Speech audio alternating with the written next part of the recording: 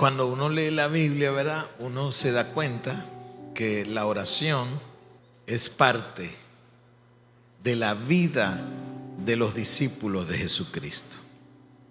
Es imposible decir soy un discípulo de Cristo, pero oro de vez en cuando.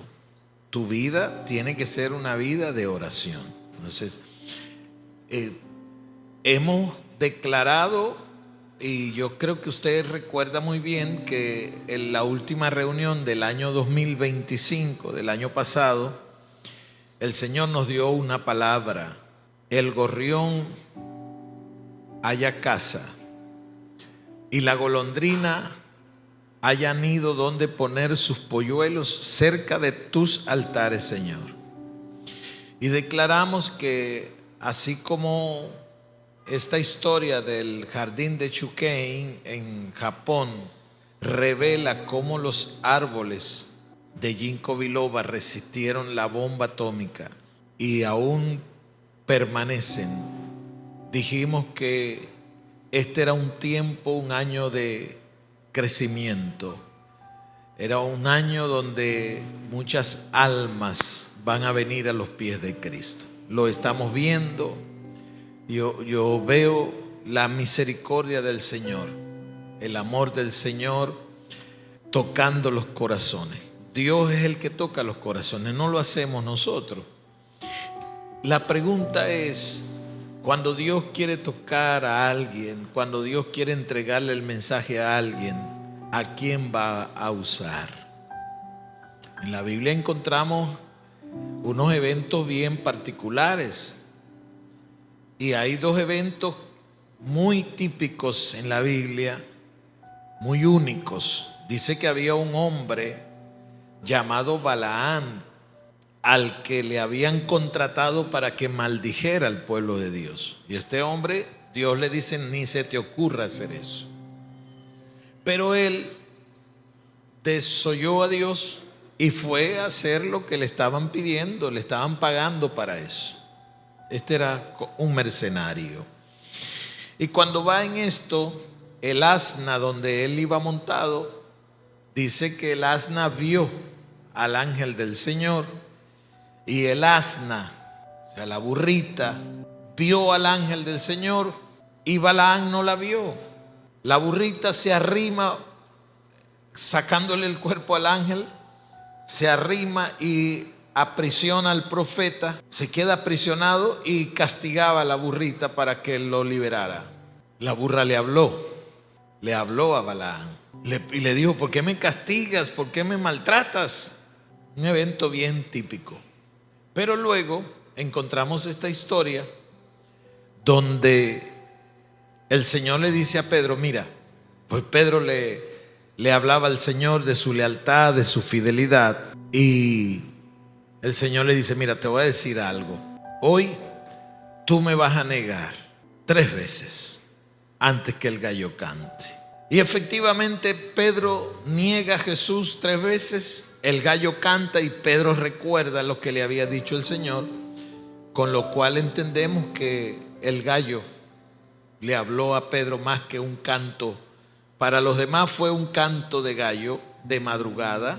Para los demás era el gallo anunciando se acerca la mañana. Para Pedro fue algo totalmente diferente. Él escuchó algo diferente. Y esto nos muestra, hermanos, que muchas veces Dios, bueno, muchas veces no, al menos en estos 2 casos, Dios usó una burra y un gallo para hablarle a unos hombres. Y uno se pregunta, ¿no había alguien, un hombre que llenara la estatura, la medida, para que Dios lo usara y cumplieran esa tarea de hablarle a este Balaán o de hablarle a Pedro? Probablemente lo había o no lo sé. El caso es que el hecho de que Dios tuviese que usar una burra para hablarle a un hombre, dice que probablemente no había nadie. Que Dios debió usar esa burra para hablarle al Balaán y mostrarle su necedad, o que Dios debió usar un gallo para mostrarle a Pedro que iba por un camino errado. Sin embargo, cuando nosotros vemos esto, decimos, Dios quiere hacer grandes cosas, Dios quiere tocar familias, restaurar matrimonios, Dios quiere salvar jóvenes, adolescentes, Dios quiere tocar corazones, restaurar vida. La pregunta es: ¿a quién va a usar Dios cuando necesite a alguien? Y como yo entiendo las cosas, creo que la oración es lo que habilita a una persona para ser ese instrumento que Dios dice: puedo usar a esta mujer, puedo enviar a este hombre, puedo confiarle un mensaje a este hombre porque ha estado en comunión conmigo, como dice lo que acabo de citar, cerca de los altares del Señor. Ahí está el refugio, la gracia, la sombra del Omnipotente, está la bendición cerca de los altares. Y hay gente que vive lejos de los altares del Señor y se preguntan: ¿por qué, Señor, no hay respuesta a mi oración? Pues tu oración es ocasional, tu oración es circunstancial y Dios tiene más. Y la idea es que usted pueda apartar un tiempo para venir a orar. Y yo sé que habrá gente que preguntará: pero ¿por qué hacerlo a las 12 y no a las 8 de la mañana o a las 5 de la tarde? Mire, la verdad es que el Señor dijo esto: no importa la hora que tú invites a la gente a orar, el espíritu siempre va a estar dispuesto, pero la carne es débil. La carne se resiste. No importa si usted lo hace a las 8 de la mañana, a las 9, si usted lo hace a las 5 de la tarde, cuando el sol está fresco, la carne siempre se va a resistir. Y yo no sé si a usted le ha pasado que cuando usted toma la determinación de orar y usted dice: mañana voy a tomar toda la mañana para orar por mi casa, por mi negocio, por los trabajadores que trabajan para mí. Yo no sé si a usted le ha pasado que cuando usted hace un propósito de orar, entonces es cuando más distracción aparece en el camino. Entonces cuando más te escriben al teléfono, repica el teléfono, llegan visitas que uno no esperaba. Yo no sé si a usted le ha pasado, a mí me pasa. Cuando uno dice: voy a orar en esta madrugada, me voy a levantar a orar, o a esta tarde voy a ir a orar un rato, voy a estar en la iglesia, entonces repica el teléfono, te llama la gente, te pregunta, ¿por qué? Porque de alguna manera Satanás sabe que mientras usted se compromete en la oración, usted se convierte en un instrumento para Dios. Y un instrumento para Dios, un instrumento en las manos de Dios, es un instrumento peligroso para las tinieblas. Entonces Satanás va a hacer cualquier cosa para distraerte, para desviarte del camino, para entretenerte, para que tú no te comprometas en un tiempo de oración. Pasa siempre. No es una novedad, no es una rareza.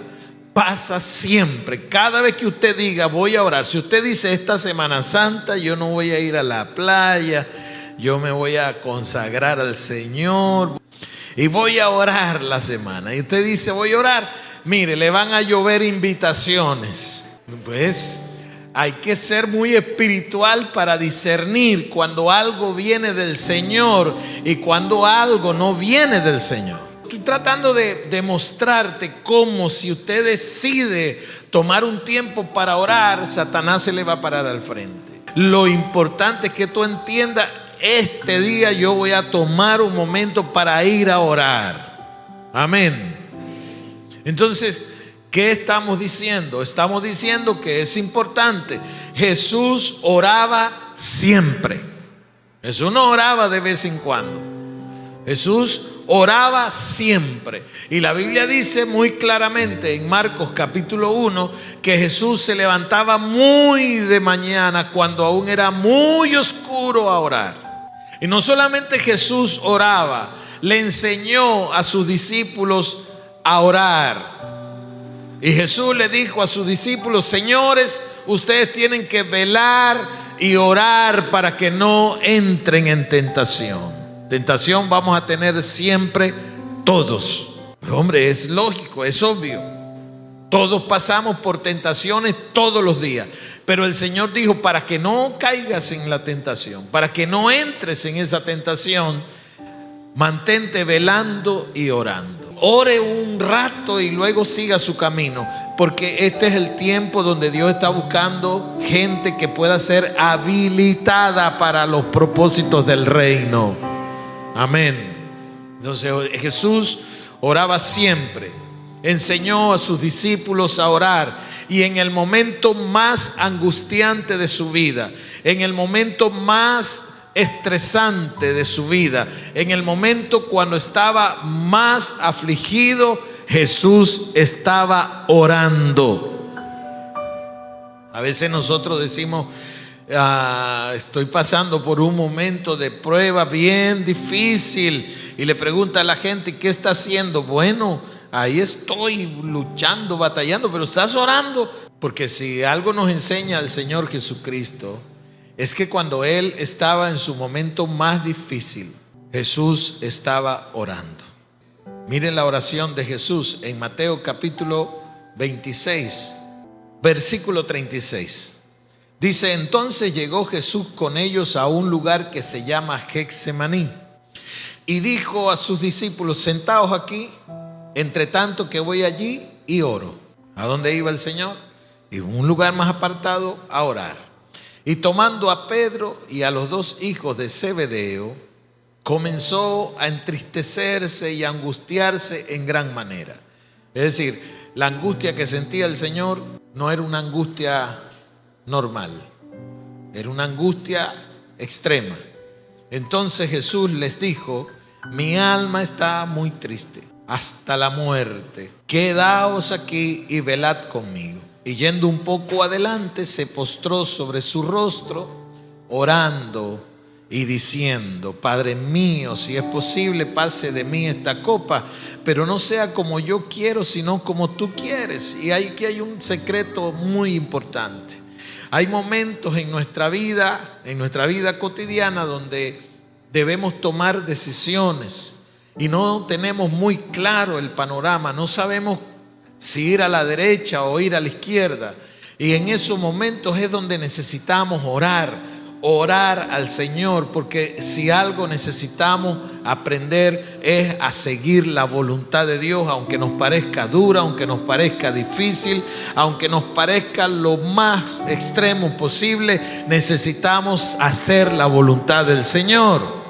Y Jesús está diciendo: ahora mismo estoy frente a una situación y necesito tener claridad, necesito saber que lo que voy a decidir es la voluntad de Dios. El apóstol Pablo dijo: la voluntad de Dios siempre es buena, siempre es agradable y siempre es perfecta. Jesús lo sabía y está aquí diciendo: Padre, estoy angustiado, estoy afligido, estoy muy triste, pero si tú tienes una opción, yo la tomo. Pero si no hay otra opción, yo tomo esa que tú tienes. Y así fue. Pero ¿cómo lo entendió? Orando. Cuando usted ora, usted va a entender la voluntad de Dios. Y mire lo que siguió pasando aquí. El Señor viene a ver a los discípulos después de un rato orando y los encontró durmiendo. Pero hay momentos en que hay que dormir y hay momentos en que hay que estar despierto. Dormir no es malo. De hecho, el Señor dice: vas a trabajar y vas a reposar. Pero era el momento de orar y ellos no entendieron y se quedaron durmiendo. Y Jesús le dice: ¿no han podido estar velando conmigo una hora? Y entonces lanza esta frase que todos conocemos: velad y orad, para que no entréis en tentación, porque el espíritu a la verdad está dispuesto, el espíritu está deseoso de orar, el espíritu quiere orar, el espíritu quiere comunicarse con el Padre, pero la carne es débil, la carne es perezosa, la carne es caprichosa. La carne te puede matar si tú le concedes todos los caprichos que se le ocurren. Pero miren lo que dice la Escritura aquí. Dice que les habla, le dice: tienen que velar y tienen que orar.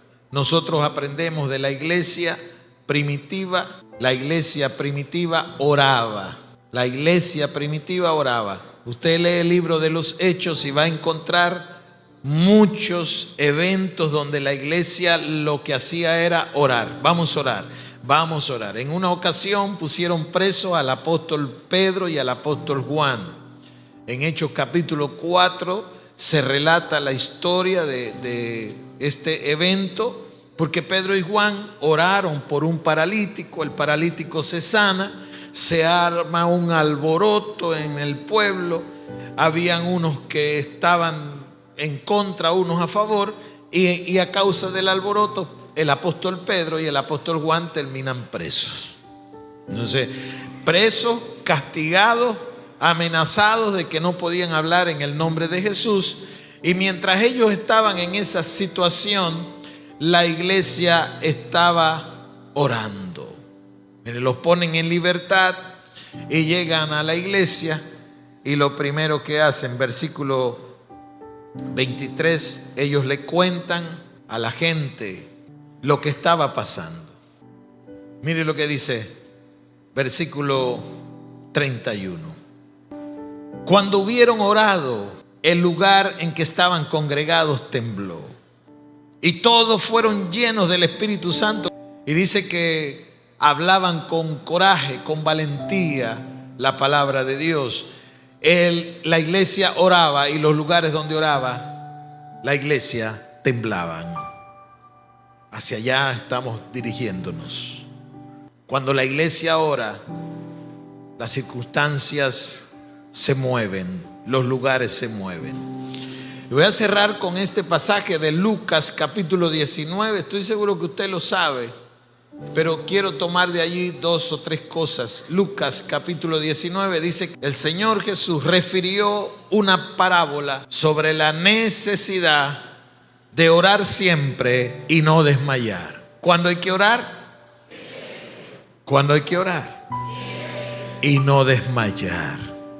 Porque el problema con mucha gente es que empiezan a orar y desmayan. Empiezan a orar y terminan. Esta reunión que nosotros hacemos los sábados en la mañana comenzó en el 2005. Han pasado 21 años y seguimos reuniéndonos los sábados a las 6 de la mañana para levantar el nombre del Señor Jesucristo. Venimos a adorar juntos. Y yo sé que aquí hay gente que dice: un día yo llegué a esa reunión, venía agobiado, venía cargado, pero en medio de la adoración el Señor ministró a mi corazón y yo salí de este lugar fortalecida, fortalecido. ¿Le ha pasado a alguien? Claro que nos ha pasado a todos. Hay testimonios de gente que dice: yo llegué aquí un sábado en la mañana sin ánimo, venía casi arrastrando los pies, estaba pasando por una situación muy difícil, pero cuando empezó la adoración, yo me arrodillé, yo levanté mis manos y el Señor empezó a derramar sobre mí su gracia, su misericordia. Y cuando terminó la reunión, yo sabía que algo había pasado en mi vida. Dios me había fortalecido. Nos pasa siempre.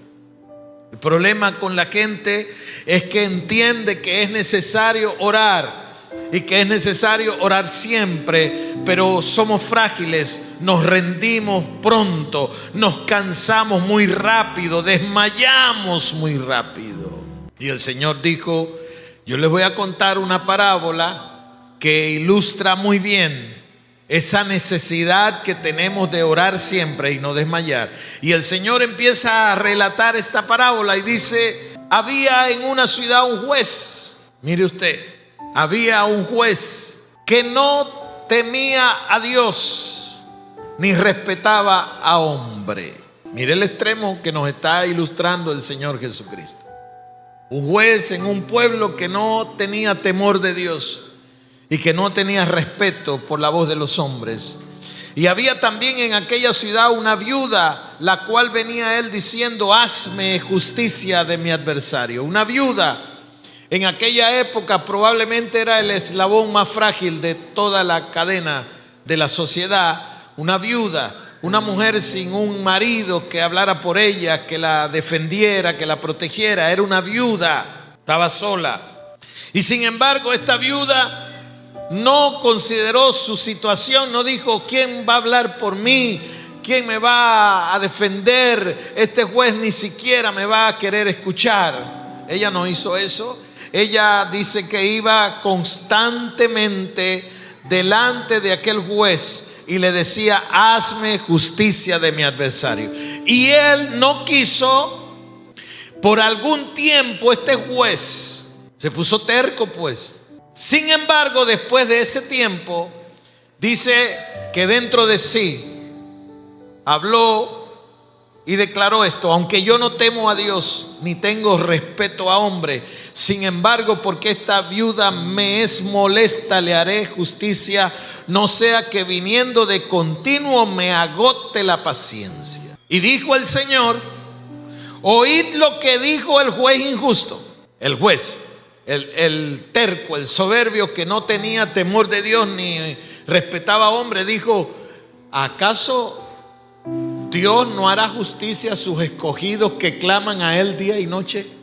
Se tardará en responderles. El que no temía a Dios, el que no respetaba a hombre, termina con esta conclusión diciendo: Dios le hará justicia a sus escogidos que claman a Él de vez en cuando.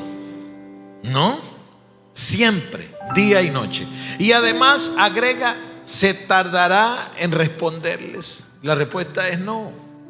Ahora, yo quiero que usted vea, hermano, este juez que no respetaba a Dios, no tenía temor de Dios, que no respetaba la voz de los hombres, representa esa situación, esa circunstancia que usted me dice: estoy orando, apóstol, por esta situación. Y la verdad es una situación delicada, compleja, es difícil. Es una situación que los hombres han hablado, se va a resolver, pero nada pasa. No tengas miedo, que no es para angustiarse, pero me angustio y me da miedo. Esta situación que no escucha voz de hombre, que no respeta a hombre, esta situación que no respeta a Dios, que se ha parado frente a Dios y no obedece a Dios. Esta situación que tú estás viviendo es lo que el Señor está diciendo. Hay momentos en tu vida donde la circunstancia que te rodea parece que no tiene temor a Dios. Esa situación, esa circunstancia, ese problema parece que no obedece a Dios y no respeta a voz de hombre. ¿Qué te dice el médico? El médico dice esto, pero yo veo otra cosa. ¿Qué dice el abogado? El abogado dice que no me preocupe, que eso se va a resolver, pero yo veo que se está empeorando. No respeta a voz de hombre, no respeta a Dios. Pero miren el secreto que está escondido en la parábola. Dice que la viuda insistía, porque es necesario orar siempre y no desmayar. Insistía, hasta que el problema, la circunstancia, la adversidad dijo: ¡ay! Yo no tengo respeto a Dios ni obedezco a hombre, pero esta viuda me ha doblegado.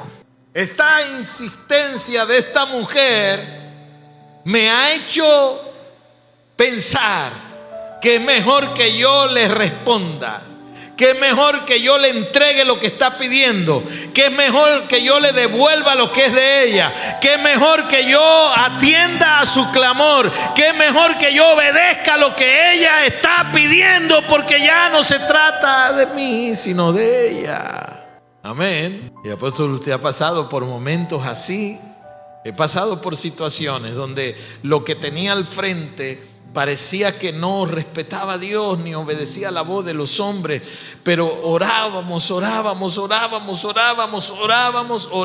y aquella circunstancia empezó a desmoronarse y empezó a inclinarse ante el Dios que negaba, ante el Dios que rechazaba, ante el Dios que no quería someterse. Aquella circunstancia se doblegó delante de Dios. Mire lo que está diciendo: esta viuda me molesta. Porque cuando usted está orando, esa cosa que está parada ahí al frente empieza a ser molestada. El problema a veces es que no nos damos cuenta que mientras estamos orando, lo que sea que esté ahí al frente se está sacudiendo. Aparenta que no obedece a Dios, aparenta que no respeta a hombre ni a Dios, pero no importa. La oración que no se rinde, la oración que no se agota, la oración que no desmaya, molesta a esa circunstancia. Y dice: esta viuda me molesta, le voy a hacer justicia, no sea que viniendo de continuo me agote la paciencia. ¿Sabe? El problema termina rindiéndose delante de alguien que no desmaya. en su oración. El apóstol Santiago nos habla de un hombre llamado Elías, el profeta Elías, capítulo 5, versículo 13, dice: ¿está alguno entre ustedes afligido? Entiendo que en ocasiones todos decimos: estamos felices, amén. Pero también entiendo que hay gente que llega afligida, que han tenido días duros, que pasaron una noche de batalla, de guerra brutal, que vinieron y sus ojos están todavía enrojecidos de llorar. Sé que hay gente que está en medio de nosotros afligida, pero miren lo que dice la Biblia. Dice: ¿está alguno entre ustedes afligido? ¿Sabe cuál es la respuesta? Haga oración. ¿Estás afligido? Vamos a orar. Si estás afligido, no empieces a quejarte, no le des lugar al desánimo, no le des lugar al agotamiento. Ven a orar, dice el apóstol Santiago. Si estás afligido, vamos a orar. Y dice: si alguno está alegre, cante alabanzas. Y si alguno está enfermo entre vosotros, llame a los ancianos de la iglesia y oren por él. Entonces, cuando le unjan con aceite en el nombre del Señor Jesús, la oración de fe salvará al enfermo. La oración de fe salvará al enfermo y el Señor lo va a levantar. Y aun si hubiere cometido pecados, le serán perdonados. Confesaos vuestras ofensas unos a otros y orad unos por otros para que seáis sanados. La oración eficaz del justo puede mucho. Y entonces el apóstol Santiago trae esta historia de un hombre llamado Elías, el profeta Elías. Dice: Elías era un hombre sujeto a pasiones semejantes a las nuestras. Y bueno, Elías era un hombre con pasiones como usted y como yo. Pero Elías no se encerró en un argumento para decir: yo todavía creo que me falta mucho por aprender, creo que todavía hay mucha carne en mi vida espiritual, todavía soy muy carnal, creo que todavía me falta mucho por crecer, creo que todavía hay cosas en mi vida personal que no he logrado superar. Elías no hizo eso. Elías sabía que tenía pasiones semejantes a las nuestras y dice que oró fervientemente. ¿Cómo oró Elías?